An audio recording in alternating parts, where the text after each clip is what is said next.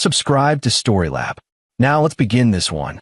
The transport helicopter's rotors had barely stopped spinning when Keith Anderson felt his phone vibrate in his cargo pocket. 12 months into his deployment in a classified location somewhere between Afghanistan and nowhere, he'd learned to ignore most notifications. Command communications came through official channels. Everything else could wait until after the debrief. But something made him check. The first image loaded slowly on the satellite connection. His son Timothy's face filled the screen, 17 years old, the last time Keith had seen him in person. But the kid in this photo looked younger, more vulnerable. His left eye was swollen shut, purple and black spreading across his cheekbone like spilled ink. His lower lip was split, crusted with dry blood. Keith's hand tightened around the phone until the case creaked. The text beneath read, "Mom's new husband did this. He says you're just a grunt who can't afford a lawyer." Keith read it 3 times, each word burning itself into his memory with the precision of coordinates on a target grid. Victor Koch, the man Debbie had married 8 months ago, while Keith was conducting operations in the Hindu Kush. A real estate developer from Philadelphia, supposedly. Money. Connections. Everything Keith wasn't. Another text arrived, this one from an unknown number. "She's mine now. The kids are mine. Stay in your desert, soldier boy." Keith stood motionless in the Afghanistan dust, the phone screen reflecting in eyes that had gone cold and flat. Around him, his team unpacked gear and laughed about finally getting hot chow. Someone asked if he was coming. Keith didn't hear them. Sergeant Major Donald Conrad found him 10 minutes later, still standing in the same spot.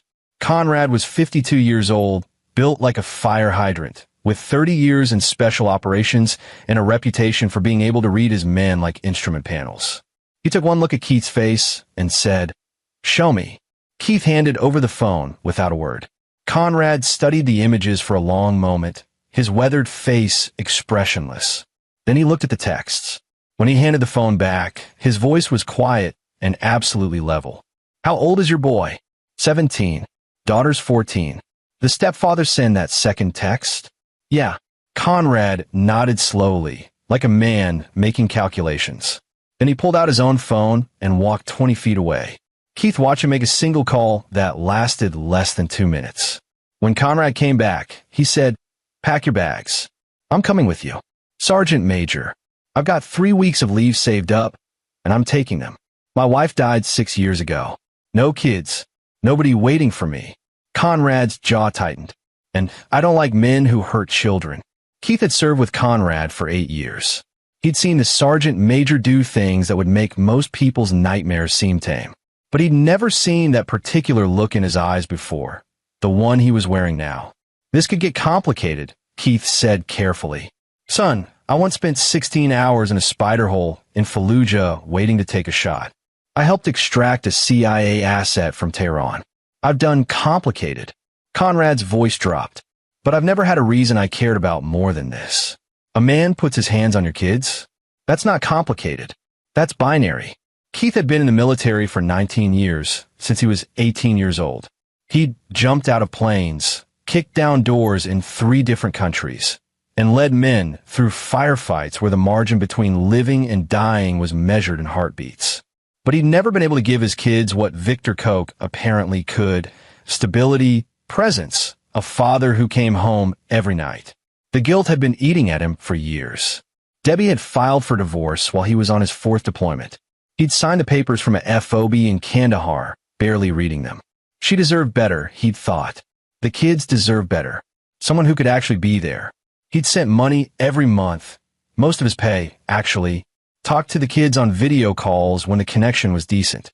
Promised Timothy he'd make his high school graduation. Promised Shelley he'd take her to see her first concert. And now some real estate prick with soft hands and a god complex was beating his son and sending taunts via text message. "When can we leave?" Keith asked. "Transport to Bagram in 4 hours. Military flight to Ramstein tomorrow. From there, I've got a friend who owes me a favor. We'll be in Philadelphia in 2 days. I need to go through official channels. Emergency leave. Already approved." I called Lieutenant Colonel Hayes. He read the texts. Conrad's smile was thin and hard. he said, and I quote, "Give that son of a bitch my regards." Keith felt something settle in his chest, cold and focused. This was different from combat. In combat, the rules of engagement were clear, the mission parameters defined. This was personal. This was his children. "I appreciate this, Sergeant Major." "Donald, we're not on duty anymore." Conrad clapped a hand on Keith's shoulder. "Besides, I told you, I don't like men who hurt kids. And I've been wanting to visit Philadelphia anyway. Supposed to have good cheesesteaks." They spent the next 3 hours making preparations. Keith sent a carefully worded text to Timothy. "On my way. Don't engage. Keep your sister safe. I love you." He sent nothing to Victor Koch. Silence was a weapon too. Keith retrieved his personal effects from a secure locker, wallet, civilian ID, a photo of Timothy and Shelley from 2 years ago, before everything went to hell. He also collected certain other items that wouldn't be in any official inventory. Skills had a way of translating across contexts. On the helicopter to Bagram, Conrad said, "Tell me about the stepfather." Keith pulled up the limited information he had. Victor Koch, 42, owns Koch Development Properties. Married my ex-wife Debbie 7 months ago, moved her and the kids into his house in Chestnut Hill. From what Timothy told me before, the guy's all about appearances. Big donations to charity, fundraisers, local politics, and nobody sees what happens behind closed doors. Timothy said it started small, yelling, criticizing everything, making Debbie feel like she couldn't do anything right. Then it was pushing, shoving. A month ago, he grabbed Timothy by the throat for talking back. Debbie tried to intervene, got a black eye for her trouble. She filed a report? Victor's golf buddies with half the precinct captains in Philadelphia. His lawyer sent her a letter explaining how she'd lose everything in a divorce, including the kids. Told her Keith couldn't provide stability, that a judge would never give custody to a man deployed overseas 9 months a year. Conrad's expression darkened. So he's smart about it. Smart enough to think he's untouchable. People who think they're untouchable make mistakes. Conrad leaned back in his seat. "We'll need to be patient. Do this right." Keith nodded, but his mind was already running through scenarios. He'd spent 2 decades learning how to neutralize threats. The tools were different, but the principles remained the same. Reconnaissance, planning, precision execution. At Ramstein Air Base in Germany, they had an 8-hour layover. Keith used the time to dig deeper into Victor Koch's background. The public profile was immaculate. Wharton MBA, successful business portfolio, prominent in local Republican politics. Photos showed a tall man with silver-touched hair and a smile that belonged on a toothpaste commercial. But Keith had learned to look beneath surfaces. He found a sealed lawsuit from 5 years ago, filed by a female employee. Sexual harassment allegations. Settled out of court. Another lawsuit from a business partner who claimed Victor had forged documents. Also settled quietly. The pattern was there if you knew where to look.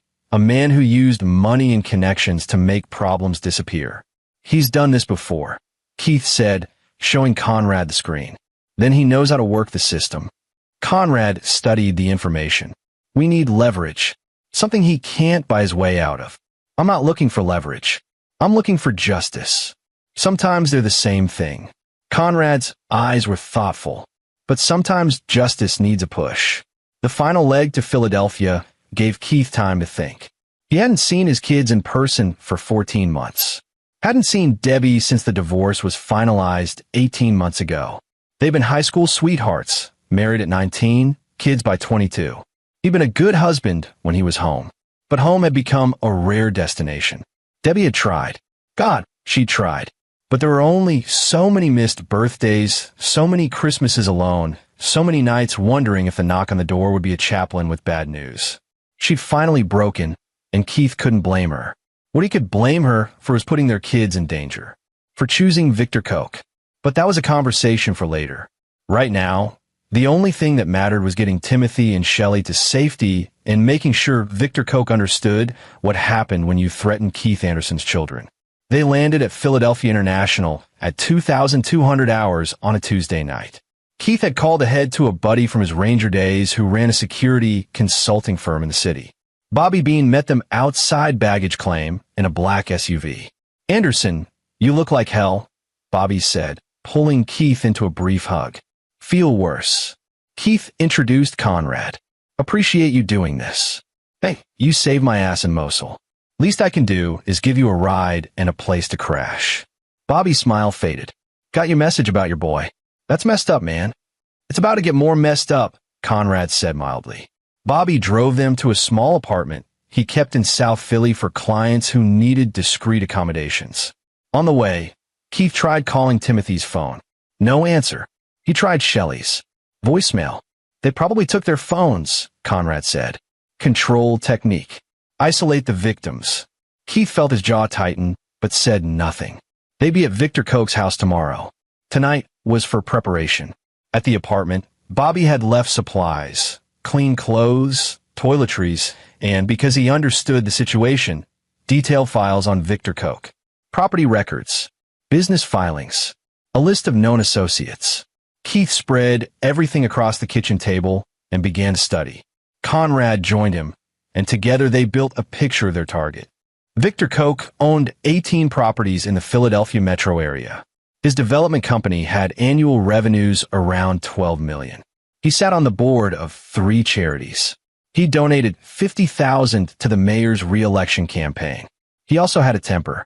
Keith found 3 instances in the past 6 years where Victor had been involved in altercations at bars or restaurants. Each time, the other party had dropped charges after receiving a settlement check. He's got a pattern of violence, Keith said. Just buys his way out. Won't work this time. Conrad tapped the photo of Victor. We're not looking for settlement. Keith's phone finally buzzed around midnight. Timothy. Dad. Tim. Thank God. Are you okay? His son's voice was shaky. I shouldn't be calling. He took our phones, but I found Mom's old one in the garage. Dad, it's getting worse.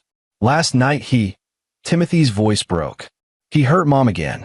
Shelley tried to stop him, and he grabbed her. I got in between them, and that's when I saw the photo. I'm here, Tim. In Philadelphia. Silence. Then, you're here. Me and a friend. We're going to fix this. Dad, he said if we tell anyone, if we try to leave, he'll make sure we never see you again. He's got lawyers. He's got Timothy. Keith kept his voice calm, controlled. I need you to listen carefully. Tomorrow, you and Shelley are going to school like normal. Do not do anything that makes him suspicious. Can you do that? Yeah, I can do that. After school, I'll be there. Trust me. Another pause. Dad, he's not just some guy. He's connected. The cops, the judges. Son, I've spent 20 years dealing with people who thought they were connected. Victor Koch is playing checkers. We're going to play chess. Keith glanced at Conrad, who nodded. I promise you, this ends soon. After he hung up, Keith sat staring at the wall for a long moment. Conrad said quietly, You good? I'm going to destroy him. I know, but we do it smart. We do it right. Conrad stood up. Get some sleep. Tomorrow we start reconnaissance. Keith lay on the couch, but didn't sleep. Instead, he stared at the ceiling and thought about all the ways Victor Koch was about to discover that some men couldn't be bought, threatened, or dismissed. Some men had been forged in places where the rules were written in blood and cordite. Some men understood that real power didn't come from money or connections. It came from knowing exactly how much damage you could do and having the discipline to wait for the perfect moment to do it. Tomorrow, Victor Koch would begin learning that lesson, and Keith Anderson would be a very patient teacher. The next morning arrived cold and gray, typical for Philadelphia in late November.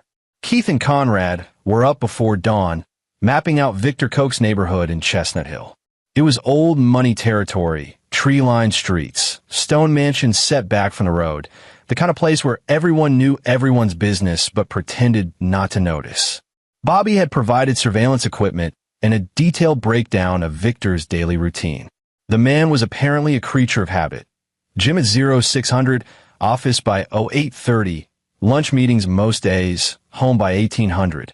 Debbie didn't work. Victor had insisted she quit her nursing job 6 months ago. The kids caught the bus to school at 0715. Keith and Conrad positioned themselves in a rental car 3 blocks from the Koch residence at 0630. They watched Victor leave in a black Mercedes AMG, driving too fast through a residential zone. 30 minutes later, Debbie walked Timothy and Shelley to the bus stop. Through binoculars, Keith could see his ex-wife clearly for the first time in over a year. She'd lost weight, moved with a careful stiffness that suggested pain. She wore large sunglasses despite the overcast morning. Timothy walked close to his mother, protective. Shelley held Debbie's hand. Keith's knuckles whitened on the binoculars. "Easy," Conrad said. "Information gathering only today." They followed Victor to his gym, an upscale facility in Center City. Through the front windows, they watched him work with a personal trainer, a routine that seemed more about showing off than actual fitness. Victor spent as much time checking his phone and talking to other gym members as he did exercising. "Narcissist," Conrad observed. "Look at him. Needs constant validation." From the gym, Victor went to his office building, a gleaming glass tower in the business district. Koch Development Properties occupied the 14th floor. Keith and Conrad went inside, blending in with the morning crowd. They rode the elevator up, got off on 13, and took the stairs to 14. The reception area was all chrome and leather, trying hard to project success. A young woman at the desk greeted them with a professional smile. "Do you have an appointment?" "We're here to see Mr. Koch," Keith said. "We're potential investors in his Fishtown project." The receptionist's smile widened. "Oh, Mr. Koch loves discussing the Fishtown development. Let me check his calendar." "Actually," Conrad interjected smoothly, "we're early. Our appointment isn't until this afternoon. We just wanted to drop off some materials." He produced a blank folder from his briefcase. "Could you make sure he gets this?" "Of course." They left, but not before Keith had cataloged the office layout, security cameras, and the fact that Victor's corner office had floor-to-ceiling windows overlooking the city. "What was that about?" Keith asked when they were back outside. "Now we know his receptionist is eager to please and not particularly suspicious. His office is exposed. Security is minimal, badge access to the elevators, but anyone can walk into reception." Conrad pulled out his phone. "We also know he's got at least 4 employees in there who saw us. Witnesses that we were inquiring about business, not making threats." Keith was beginning to understand why Conrad had survived 30 years in special operations. The man thought 3 moves ahead. They grabbed lunch at a diner and used the time to refine their approach. Conrad had a contact at family court, a paralegal named Charlene Saunders who owed him a favor.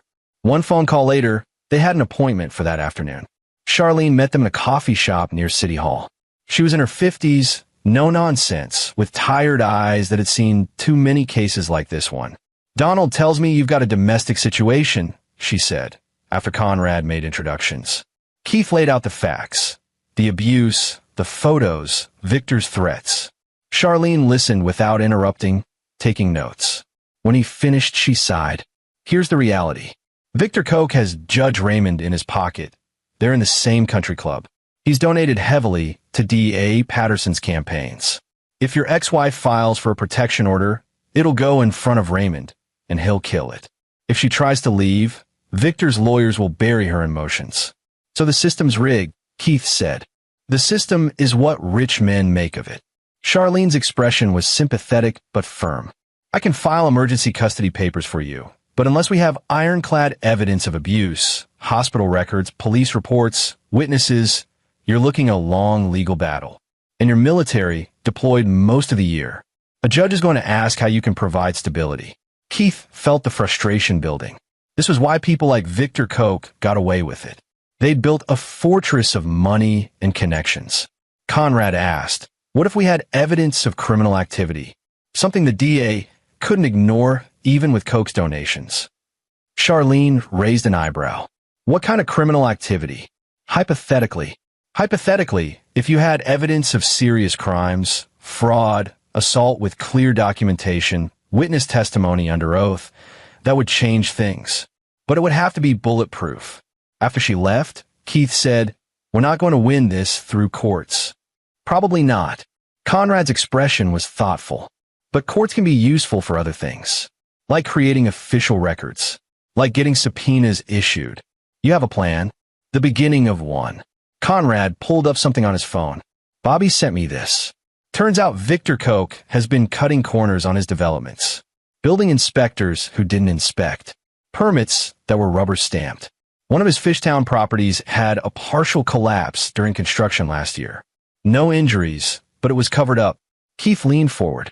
He's been bribing officials, or has leverage on them. Either way, if we can prove it, that's not something his golf buddies can make disappear.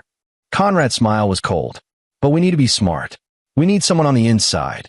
The answer came from an unexpected source.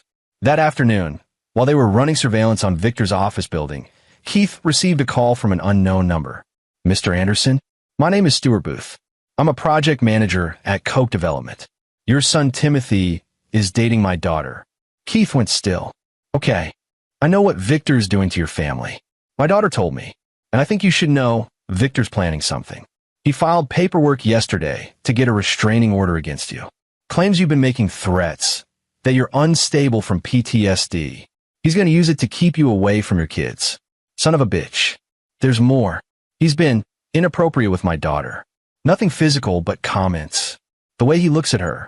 I've been documenting everything, but I'm scared if I push, I'll lose my job, and I'm the sole income for my family. He thought fast. Mr. Booth, would you be willing to meet with me?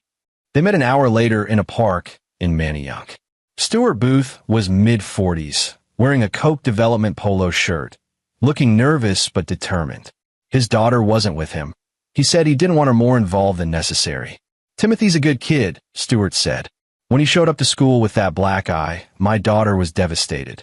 She wanted to go to the police, but I talked her out of it. Victor has too much influence. Conrad asked, what do you know about Victor's business practices? Stuart hesitated, then seemed to make a decision. He's been running a scam for 2 years. We bid on city contracts, but Victor has someone in the zoning department who tips him off about projects before they're publicly announced.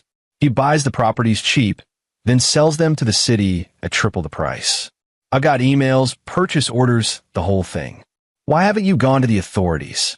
Because the someone in the zoning department is Assistant Director Ian Maynard. His brother is a detective.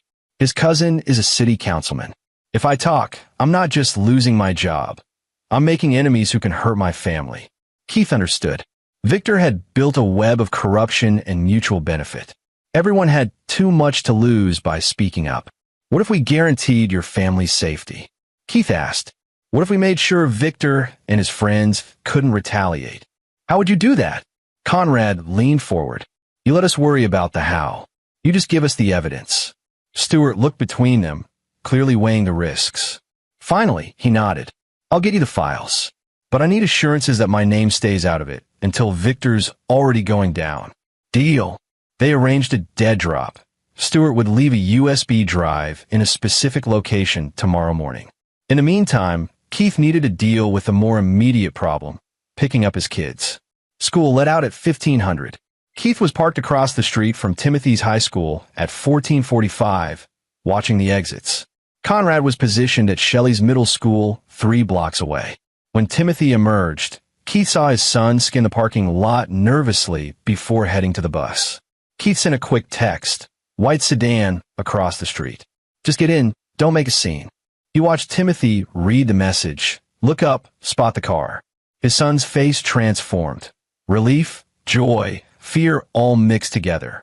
Timothy walked quickly across the street, trying not to run, and slid into the passenger seat. Dad! Keith pulled his son into a tight hug. Timothy was taller than he remembered, nearly as tall as Keith himself. But he still felt like the little boy Keith used to throw in the air, who used to wait at the door for his father to come home from deployment. I'm here, Keith said. I've got you. Timothy was shaking. Dad, if he finds out. He won't. Not yet. Keith pulled back. We're going to pick up your sister, then we're going somewhere safe. But I need you to tell me everything, Tim. No details left out. They picked up Shelley at her school.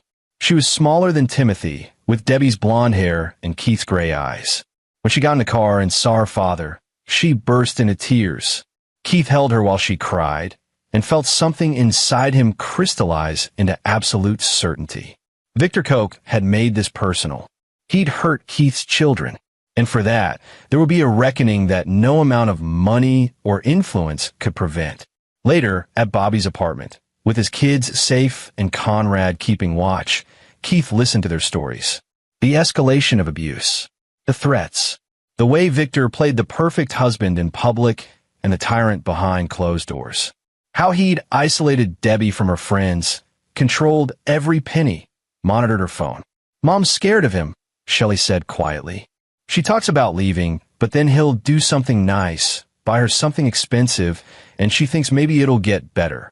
It won't, Keith said. Men like Victor don't get better. They get worse. Timothy asked, "What are we going to do?" Keith looked at his son, saw the fear, but also the hope. "We're going to end this. But I need you both to trust me and do exactly what I say. Can you do that?" They both nodded. "Good. First, you're going to stay here with Bobby. He's a friend, former Army Ranger. Nobody gets past him. Tomorrow, Conrad and I are going to make sure Victor Koch never hurts anyone again." After the kids were settled, Keith and Conrad stepped outside onto the apartment's small balcony. "You have a full plan yet?" Keith asked. Conrad lit a cigarette, a habit he usually kept hidden. "Getting there. We've got evidence of corruption from Stuart Booth. We've got photos of the abuse. We've got your kids safe. Now we need to deal with Victor himself. I wanted to know it's coming from me. Revenge is a dish best served with precision." Conrad exhaled smoke into the cold night. Victor thinks he's untouchable because he's always been able to buy his way out. We're going to take away his money, his influence, and his freedom. In that order. And then, Conrad looked at Keith with those flat, professional eyes. "And then we make sure he understands what happens when you threaten the wrong man's children. But we do it in a way where we walk away clean. I didn't survive 30 years to end up in prison because we got sloppy with a piece of shit like Victor Koch." Keith nodded. "Agreed. But he needs to pay. Really pay. Oh, he will." Conrad's smile was absolutely without warmth. "I've been to dark places, Keith. I've done things that would give you nightmares. But I've never done them without a plan. So here's what we're going to do." They talked for 2 hours, refining details, identifying variables, building contingencies. By the time they went back inside, they had a strategy that would dismantle Victor Koch's life piece by piece. And it would start tomorrow, with a visit to a very surprised real estate developer who was about to learn that some threats should never be made. The next morning dawned clear and cold. Keith watched the sun rise from the apartment window while his kids slept on the pull-out couch. He hadn't felt this focused, this clear-headed since his last combat deployment. This was what he'd trained for, in a way, protecting those who couldn't protect themselves. Conrad was already up, coffee in hand, reviewing the plan one more time. Stuart left the USB drive at the dead drop. Bobby's retrieving it now. 20 minutes later, Bobby arrived with the drive. They loaded it onto a laptop and began sifting through the files. Stuart Booth had been thorough. Emails, contracts, bank records showing payments to Ian Maynard at the zoning department, property transfers, the whole intricate web of Victor's corruption scheme. "This is enough to put him away for 10 years, Bobby said, scrolling through the documents. "If we can get it to someone who will actually prosecute," Keith said. Conrad smiled. "I know someone. Federal prosecutor, not beholden to local politics. But we need to package this right, make it impossible to ignore." While Conrad made calls, Keith checked on his kids. Timothy was awake, scrolling through his phone nervously. "Mom texted me," he said. "She's freaking out. Victor knows we didn't come home yesterday." Keith felt his stomach tighten. "What did she say?" "That he's threatening to call the police, report us as kidnapped. That he's going to make sure you never see us again." Timothy's hands were shaking. "Dad, what if he won't. Not after today." Keith sat down next to his son. "Tim, I need you to text your mom. Tell her you're safe, that you're with me, and that she needs to pack a bag and leave that house. Tell her to go to her sister's place. She won't. She's too scared. Then she's going to have to get brave real fast." Keith's voice was firm. "Because in about 3 hours, Victor Koch's world is going to come crashing down, and I don't want her anywhere near him when it happens." Timothy sent the message. Keith didn't expect Debbie to actually leave. Years of manipulation had probably destroyed her ability to make independent decisions. But it was worth trying. At 0900, Conrad's federal prosecutor contact, a woman named Diane Butler, arrived at the apartment. She was early 40s, sharp-eyed, with the bearing of someone who'd put away serious criminals.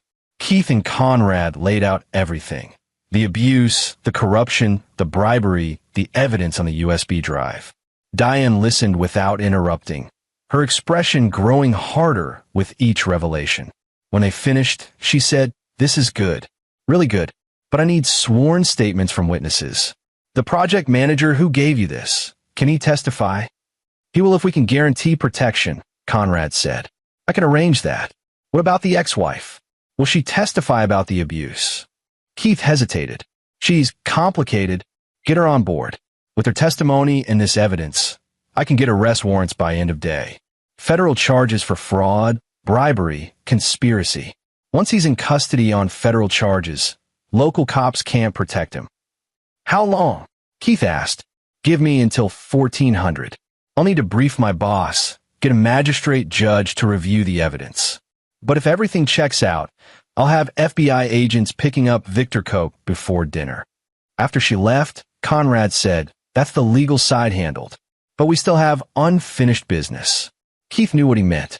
The legal system would punish Victor's crimes, but it wouldn't address the personal debt, the fear Timothy and Shelley had lived with, the bruises on Debbie's face, the arrogance of those texts. "I need to see him," Keith said, "face to face, before the FBI gets him." "I figured you might." Conrad checked his watch. "He'll be at lunch in an hour. Always eats at the same place on Thursdays, Morton Steakhouse. Reserved table, 12:30. You want to crash his lunch?" "Better. I want to have a conversation with him. Somewhere public enough that he can't make a scene, private enough that we can be clear about what's coming." They arrived at Morton's at 12:15. The maitre d' tried to tell them the restaurant was fully booked, but Conrad slipped him $200 and they were suddenly seated at a table with a perfect view of Victor's usual spot. Victor Koch walked in at exactly 12:30, accompanied by two other men in expensive suits. Keith recognized one of them from the files, Ian Maynard, the corrupt zoning official. The other was presumably a client or associate. Victor looked exactly like his photos, tall, silver hair perfectly styled, wearing a suit that probably cost more than Keith's monthly pay. He had the easy confidence of a man who'd never faced real consequences. Keith and Conrad waited until Victor's party had ordered drinks, then stood and walked to their table. "Mr. Koch," Keith said pleasantly, "mind if we join you for a moment?" Victor looked up, irritation flashing across his face. Then he saw Keith more clearly, and something changed in his expression. Recognition, perhaps, or maybe just the awareness that this wasn't going to be a normal encounter. "I'm in a business meeting," Victor said coldly. "You'll have to. Make an appointment?" Conrad smiled. "Like you made an appointment before you beat Keith's son?" Ian Maynard started to stand. Conrad put a hand on his shoulder and pressed down, gently, but with enough force to communicate that standing would be a mistake. Ian sat back down. Keith leaned close to Victor, keeping his voice low and conversational. "You sent me a text message. She's mine now. The kids are mine. Stay in your desert. Do you remember that, Victor?" Victor's face had gone pale. "I don't know what you're. Don't lie. We both know you sent it. Just like we both know you put your hands on my 17-year-old son." Split his lip, blackened his eye, threatened him. "You're making serious accusations," Victor said, but his voice had lost its confidence. "I'll call the police." "Please do," Conrad said. "I'm sure they'd love to hear about the corruption charges that are being filed against you right now. Federal charges, by the way. Your local buddies can't help with those." The blood drained from Victor's face. Ian Maynard looked between them, clearly calculating whether to run. Keith continued, his voice still conversational. "See, Victor, you made a mistake. You thought I was just some grunt, some nobody you could push around. You thought money and connections made you untouchable." He leaned even closer. "But here's what you didn't understand. I've spent 20 years learning how to take down people who think they're untouchable. It's literally my job." "This is assault," Victor hissed. "You're threatening me." "Am I? I haven't touched you. I haven't threatened violence. I'm just having a conversation." Keith's smile was cold. "But let me be clear about what's going to happen. In about 90 minutes, FBI agents are going to arrest you for fraud, bribery, and conspiracy. You're going to be processed, fingerprinted, and held without bail because you're a flight risk. Your assets are going to be frozen pending investigation. And then, and this is the best part, your lawyers are going to realize that defending you on federal charges while you're also facing domestic violence charges and a custody battle is going to be very, very expensive. Victor's hand was shaking now. You can't. I already did. Keith stood up. Oh, and Victor, that restraining order you were planning to file against me? Not going to work. My kids are already under protective custody, and my ex-wife is filing for divorce as we speak with evidence of abuse. You're done. As they walked away, Keith heard Victor start to protest, then fall silent. He imagined the man sitting there, finally understanding that his money and connections meant nothing against someone who knew how to properly dismantle a life. Outside the restaurant, Conrad said, "Feel better?" "Not yet, but I will." They made one more stop before the arrest happened, Victor's house in Chestnut Hill. Keith had called ahead, and Debbie's sister Lynn had convinced her to pack some things and leave. But Keith wanted to see the house, to understand the environment his kids had been living in. The house was massive, easily worth $3 million. Inside, it was all marble and modern art, carefully curated to project wealth and taste. But Keith saw other things, the lack of family photos, the pristine condition that suggested nobody was allowed to actually live there, the subtle signs of control, locks on certain cabinets, a security system that probably monitored every room. Debbie was in the kitchen when they arrived, her sister helping her pack. Keith's ex-wife looked up as he entered, and for a moment neither of them spoke. She'd aged since he'd seen her last, or maybe just been worn down. The bright, optimistic girl he'd married was gone, replaced by someone who flinched at sudden noises. "Keith," she said finally. "Debbie, you okay?" She laughed, but it was bitter. "Am I okay?" "No, Keith. I'm not okay. I left you because you were never here, and I ended up with a man who—" She trailed off. "The kids. Safe. With a friend. Federal prosecutor is filing charges against Victor today." Debbie's eyes widened. "Charges? For what?" "Fraud, bribery, conspiracy. Turns out your husband's been running a corruption scheme. Plus, there'll be domestic violence charges once you're ready to file." "I can't, Hill. He can't do anything anymore, Debbie. He's finished." Keith kept his voice gentle. "But I need you to be strong now. For the kids. They need their mother, the real you, not the scared woman Victor turned you into." She started crying then, and her sister pulled her into a hug. Keith waited, giving her space to process. Finally, Debbie said, "I'm sorry. For all of this. For not protecting them better. We'll deal with that later. Right now, just get somewhere safe." "Lynn's place." "Yeah, I'll go to Lynn's." "Good. And Debbie? Whatever happens with us, whatever happens with custody, we figure out like adults for the kids. No more using them as weapons." "Agreed." She nodded, wiping her eyes. "Agreed." Keith left her packing and walked through the house one more time. He stopped in Timothy's room. Sparse, impersonal, like a hotel room. Then Shelley's room, same thing.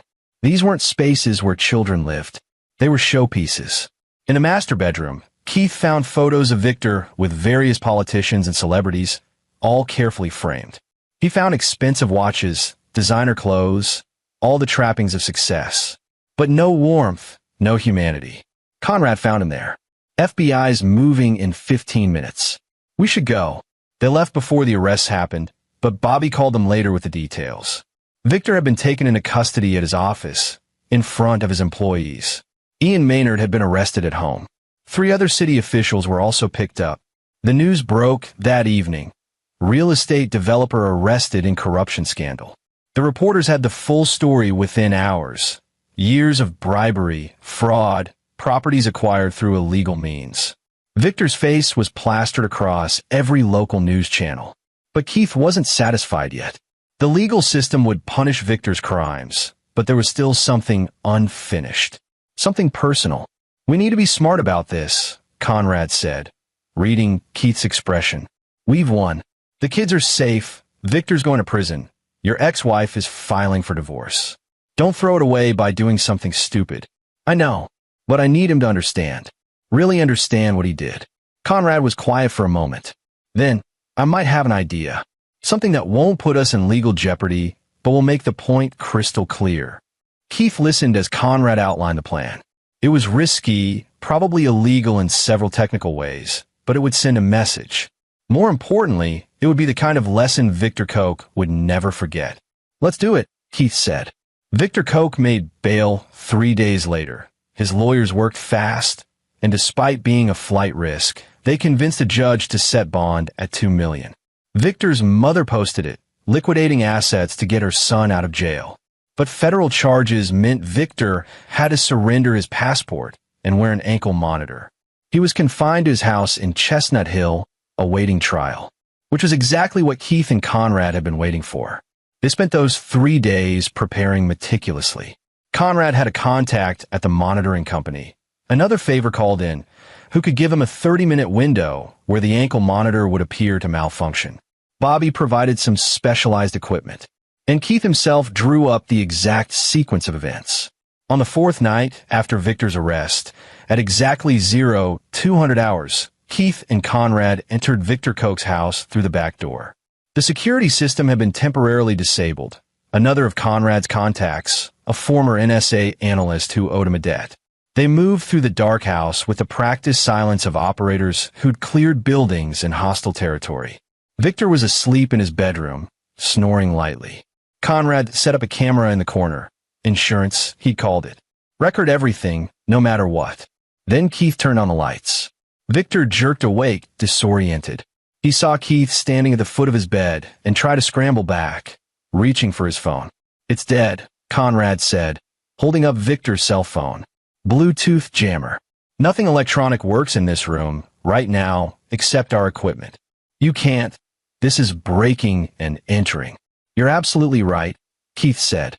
"And if you want to call the police, go ahead." "Wait, you can't because your phone doesn't work.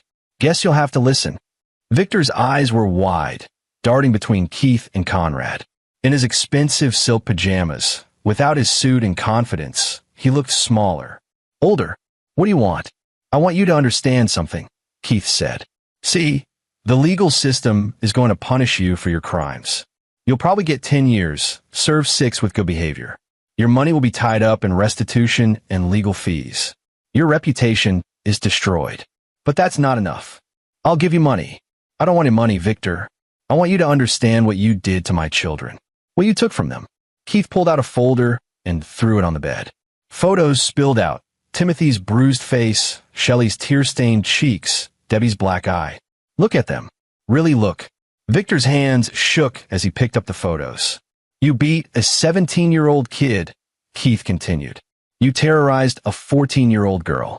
You manipulated and controlled a woman who trusted you.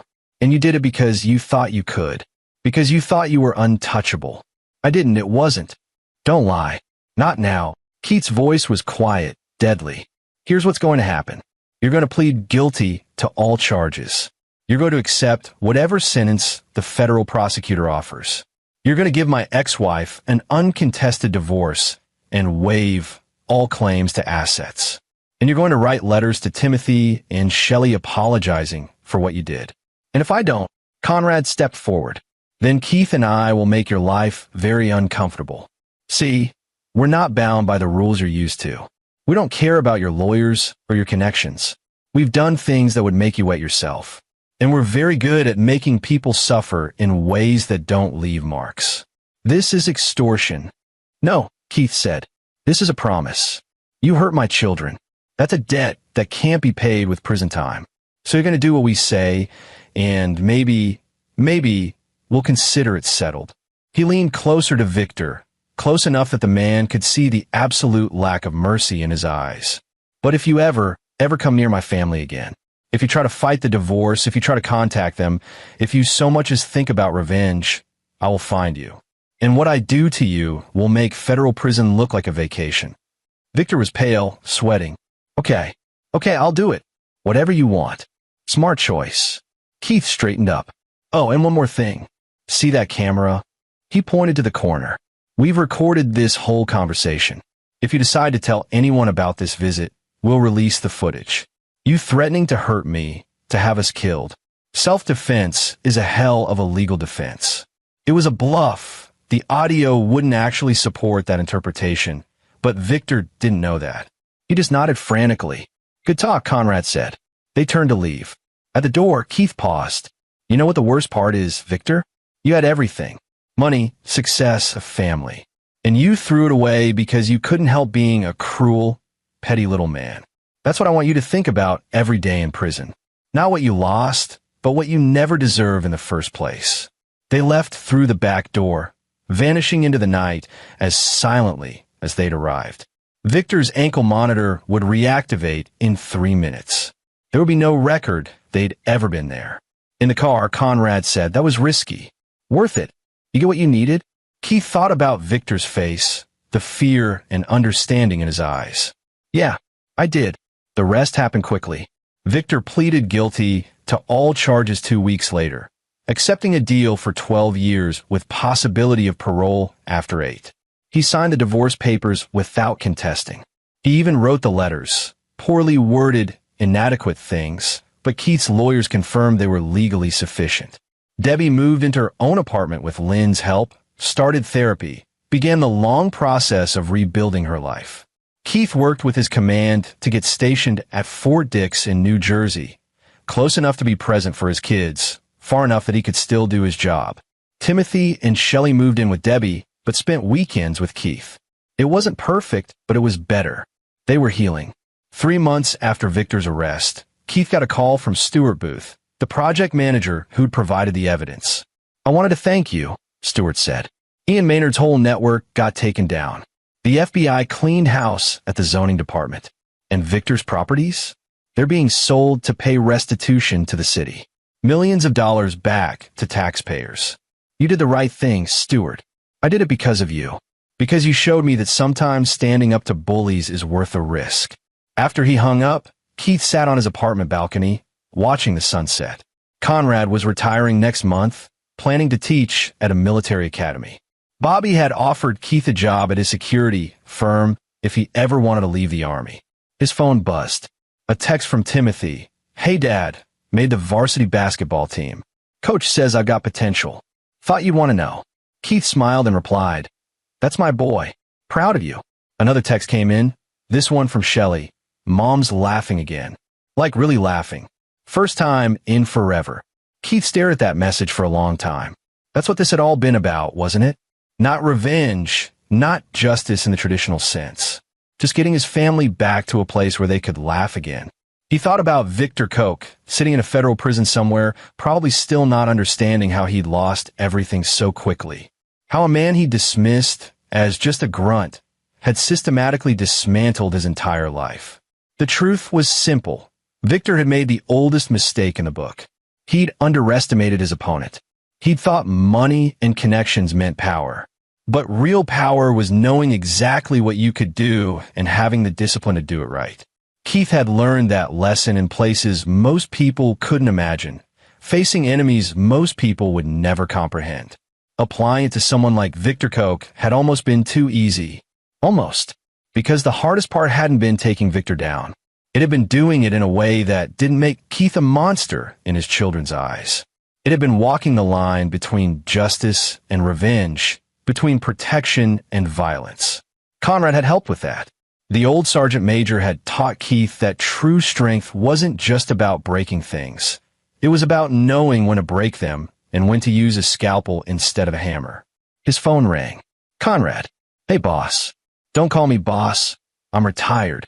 Conrad sounded amused. Just got word. Victor tried to appeal his sentence. Judge threw it out. Said the evidence was overwhelming and the plea deal was generous considering the charges he could have faced. Good. You doing okay? Keith considered the question. Was he okay? He'd spent months planning and executing an operation against a civilian. He'd broken laws, threatened a man, used his military training for personal vendetta. But his kids were safe. His ex-wife was free. A corrupt network had been exposed and dismantled. And Victor Koch would never hurt anyone again. Yeah, Keith said finally. I'm okay. Good. Because I've got another situation you might be interested in. Buddy of mine, his daughter's in trouble with an abusive boyfriend. Military police won't help because the boyfriend's father is a colonel. Keith smiled grimly. Tell me more. Because that was the thing about men like Keith Anderson and Donald Conrad. They couldn't fix every broken thing in the world. They couldn't save every victim, punish every abuser. But they could fix some things, save some people, and sometimes that had to be enough. Actually, Keith said, give me a few months. I want to spend time with my kids, make sure they're really okay. Then we can talk about helping your buddy. Fair enough. Family comes first. After the call, Keith looked at the photos on his phone, recent ones from last weekend. Timothy grinning with a basketball. Shelley laughing at something off camera. Debbie looking tired, but genuinely happy. His family wasn't perfect. They had a long way to go. Therapy, rebuilding trust, learning to be a family again after everything that had happened. But they were together. They were safe. And Victor Koch was exactly where he belonged, paying for what he'd done. Keith had spent 20 years serving his country, protecting people he'd never meet. It felt good to finally protect the people who mattered most. He raised his beer in a silent toast to Conrad, to Bobby, to Stuart Booth, to everyone who'd helped make this right. Then he texted his kids. Movie night this weekend? Your choice. The responses came back quickly. Timothy, hell yeah.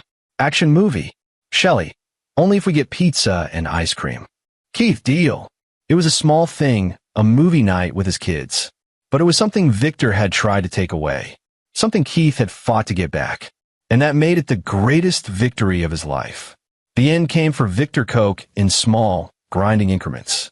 The trial, even with his guilty plea, was extensively covered by the media. Every detail of his abuse, his corruption, his arrogance was laid bare for the public. His business partners abandoned him. His social circle evaporated. His mother stopped visiting after the first year. In prison, Victor found that money meant less than he'd thought. Oh, it could buy commissary items and certain small comforts. But it couldn't buy respect. And when the other inmates learned he'd beaten children, well, let's just say Victor spent a lot of time in protective custody. Keith heard updates through Charlene Saunders, the paralegal who'd helped them. Victor had been beaten twice, once badly enough to require hospitalization.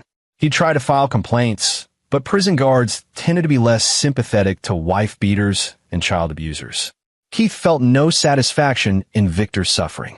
No joy, just a cold recognition that consequences, when they finally caught up, could be brutal. Meanwhile, Keith's life moved forward. He made captain, got a commendation for his work on a joint training exercise, started dating again. Nothing serious, but it was nice to feel human again.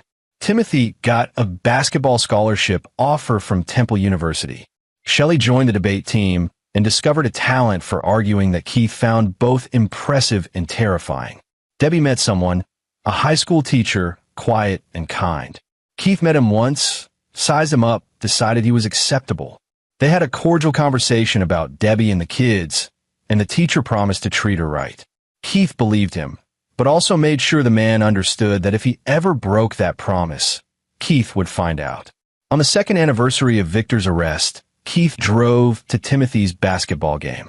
His son had grown into a confident young man, no longer the scared kid with a black eye. He moved on the court with grace and power, drawing cheers from the crowd. After the game, which Timothy's team won, Keith took his kids out for pizza. Debbie and her boyfriend joined them.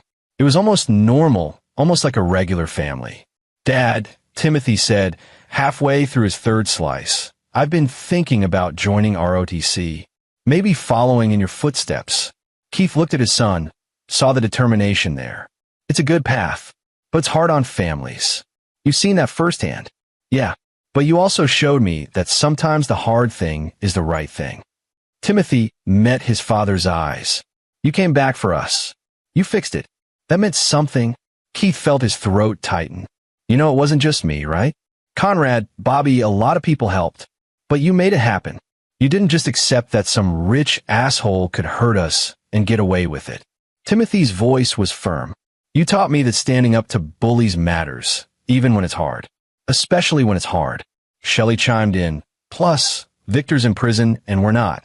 So clearly Dad's way worked better. Everyone laughed, and Keith felt something release in his chest, a tension he hadn't realized he'd been carrying for 2 years.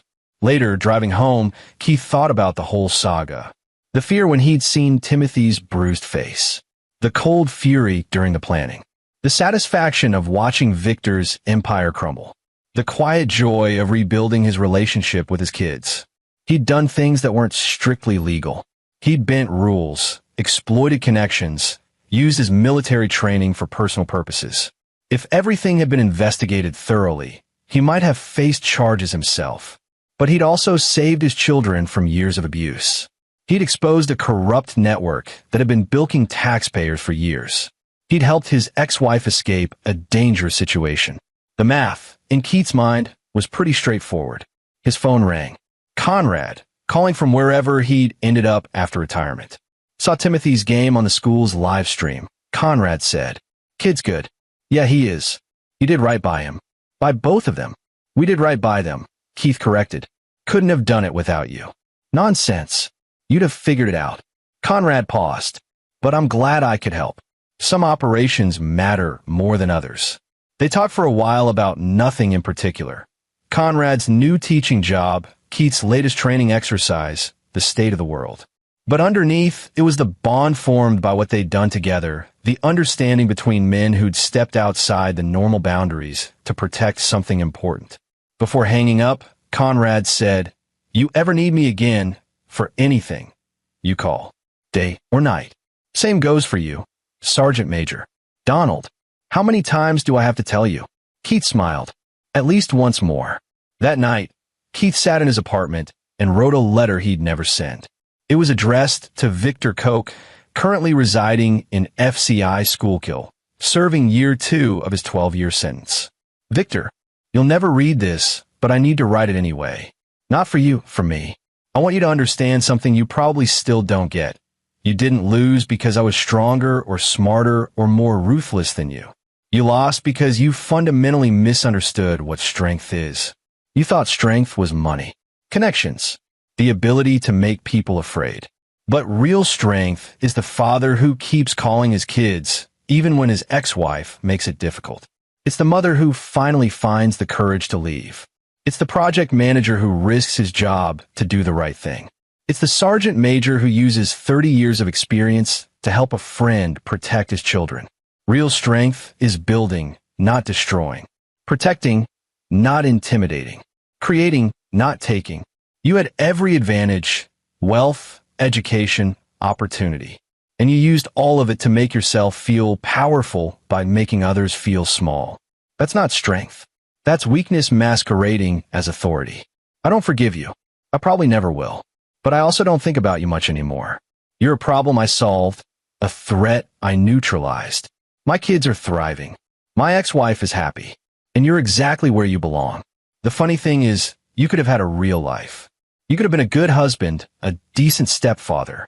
You could have used your resources to actually help people. But you chose to be a bully instead, and now you're paying the price. I hope you use your time in prison to become a better person. I genuinely do. Not for your sake. You're not worth the energy. But because it would mean one less broken, damaged person in the world. But honestly, I don't think you will. Men like you never really change. You'll blame everyone else, play the victim, convince yourself that you were wronged. You'll never take responsibility for what you did. And that's fine, because you don't get to hurt my family anymore. You don't get to hurt anyone anymore. The system finally worked, justice was served, and the world is a slightly better place with you locked away. That's all I wanted. All I ever wanted. Don't contact my family. Don't try to apologize or explain. Just serve your time and stay away from us. We're done. Keith Anderson. He read it over once, then deleted the file. Some things didn't need to be sent. Some closure had to be internal. Keith Anderson had gone to war, not the kind with uniforms and rules of engagement, but the kind that mattered most. He'd fought for his children, for their safety and their future. And he'd won. That was enough. That was everything. 3 years later, Keith stood in the crowd at Timothy's college graduation. His son walked across the stage in his cap and gown, accepting his diploma with a confident smile. The scholarship had worked out. The kid had thrived. Shelley was there too, already talking about which colleges she'd apply to next year. Debbie stood with her husband. They'd gotten married 6 months ago, and Keith had walked her down the aisle because that's what adults did for each other. Conrad had sent a gift, a watch with an inscription, "Time well spent. Proud of you, kid." Bobby had come to the ceremony, bringing his wife and kids.